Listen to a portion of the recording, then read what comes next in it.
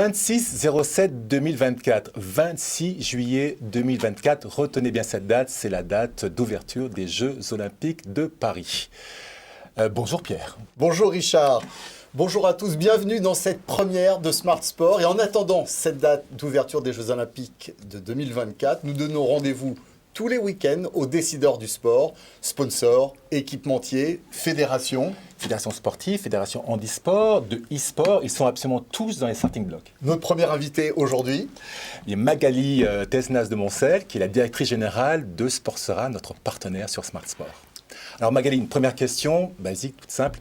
Qu'est-ce que Sportsera et quelles sont ses missions ? Alors, Sportsera, en fait, c'est une organisation qui se positionne comme l'organisation référente pour penser et influencer le développement de l'économie du sport. Donc, on fédère en fait les acteurs de l'économie du sport, que ce soit des grandes marques partenaires, des détenteurs de droits sportifs, des collectivités, des médias, des agences de marketing sportif, qui font l'économie du sport et que l'on fédère en leur proposant des événements, en les faisant travailler dans des collèges et des commissions, en leur offrant des services et en effectuant pour eux des opérations d'influence. Un chiffre, 2,5 milliards. 2,5 milliards, c'est le chiffre d'affaires investi dans le sponsoring sportif. Une question assez simple. Le Covid a-t-il impacté positivement ou négativement ce chiffre ? Non, bien sûr que la crise sanitaire a eu un impact négatif. Alors, en fonction des détenteurs de droits sportifs que vous interrogez, on est entre moins 20 et moins 30% en matière de sponsoring sportif. Donc, on a retrouvé une dynamique assez favorable sur l'année 2021, mais on n'est toujours pas au niveau de 2019 avant la crise. Alors, à qui profite cet argent, justement alors ? En fait, contre toute idée reçue, on a réalisé une étude qui démontre que 40% en fait, des sommes investies dans le sponsoring vont vers les clubs amateurs. Donc plutôt tous les clubs, les petits clubs que l'on retrouve dans nos territoires. Très bien, donc contre les idées reçues aussi, donc cet argent provient plus des PME et des TPE que des grands groupes. Exactement. Souvent, ce que l'on voit, c'est la partie très visible avec des grands détenteurs de droits sportifs, des grands clubs professionnels et des grandes marques partenaires du sport qui, évidemment, sont extrêmement importantes pour l'économie du sport. Mais cette étude a démontré qu'en fait, 59% de ce montant des 2,5 milliards de sponsoring provenait de PME, voire de TPE. Ce sont toutes les entreprises que l'on voit qui soutiennent nos clubs en région. On peut parler du modèle économique du sport en France. Comment est-il réparti, ce modèle ? Alors, en fait, c'est assez simple. Il y a quatre grandes sources de revenus pour les détenteurs de droits sportifs. Les droits médias, le sponsoring, des revenus jour de match et de la billetterie. Alors la billetterie qui parfois est dans les revenus jour de match, et puis du merchandising, et pour des grands clubs professionnels, il y a le trading joueur aussi qui apporte une source de revenus importante. Donc en fait les droits médias, le sponsoring en fonction en fait de ce qui se passe sur le marché des droits télé en particulier. Vous l'avez bien sûr vécu, il y a quand même eu quelques crashs dernièrement et certains sports qui se sont retrouvés sans diffuseurs médias. Donc à ce moment-là, c'est vrai que le sponsoring peut représenter jusqu'à 50% de leurs revenus, avec aussi des sports très médiatisés tels que le football, où en revanche là le poids des médias, même s'il est moins important qu'on ne l'espérait, représente entre 50 et 60% des revenus des clubs ou des ligues professionnelles. Et dans cette hiérarchie, comment se positionne le sponsoring sportif comparativement à la presse écrite, à Internet ou même à la télé ?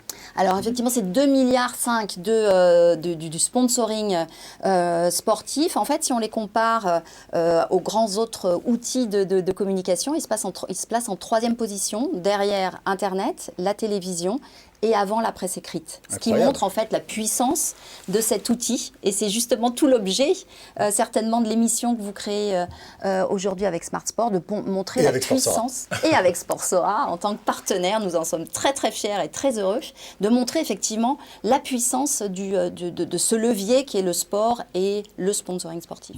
Alors Magali, parlons justement, on l'a dit en ouverture, des Jeux Olympiques et Paralympiques de Paris en 2024. Comment Sportsera y est-il associé ? Alors, Sportsera est associé de différentes façons. Paris 2024 siège au sein du conseil d'administration de Sportsera et nous essayons de diffuser énormément d'informations qui concernent ces Jeux Olympiques parce que pour nous, c'est un formidable élan pour l'économie du sport, un booster pour l'économie du sport et pour qu'il génère énormément de business avec tous ces acteurs de l'économie du sport. Donc on pense souvent aux grands sponsors de l'économie du sport. Hein, D'ailleurs, quel est le ticket d'entrée pour un grand sponsor pour participer et pouvoir poser les anneaux sur ces documents? Ouais. Alors l'objectif de Paris 2024, c'est de générer 1,1 milliard d'euros en sponsoring. Ça se compte en dizaines de millions d'euros. Mais attention, hein, là, on touche le nec plus ultra de l'événement sportif. Et puis parfois, des sponsors peuvent amener une part en cash, hein, en expertise, en partenariat et en échange, effectivement, parce que pour eux, c'est une formidable source, une vitrine pour leur expertise. Ça peut être des EDF, des Cisco, des Orange qui vont démontrer leur expertise métier à travers les jeux. Et c'est aussi du business pour eux. Mais ça veut dire que ça interdit des PME et encore plus des TPE d'être associés à ce grand rendez-vous qui se profile? Bien sûr que non. Alors merci pour cette question. Elle est essentielle parce qu'effectivement, le sport, on l'a vu, est ouvert aux PME et TPE qui font le gros du sponsoring dans nos territoires. Et Paris 2024 aussi ouvre ses portes à des TPE et des PME qui peuvent répondre à des appels d'offres. Il y a deux plateformes qu'il faut présenter. C'est l'une qui s'appelle Entreprise 2024 et l'autre ESS 2024 qui est dédiée aux entreprises de l'économie sociale et solidaire et qui vont accompagner les PME, les TPE pour répondre aux appels d'offres qui vont être générés par Paris 2024. C'est une formidable opportunité économique pour le secteur du sport et pour toute notre nation. Et bien évidemment avec un ticket d'entrée beaucoup moindre, j'imagine, ou avec des droits beaucoup moins étendus. Oui, alors ce ne sera pas du sponsoring, eux, ils vont être fournisseurs, hein, parce que vous imaginez bien que compte tenu de l'événement, les Jeux Olympiques, c'est comme organiser 50 championnats du monde en même temps, ce sont des dizaines de milliers d'athlètes, enfin, vous connaissez bien l'ampleur de cet événement. Lui, pas trop. Hein.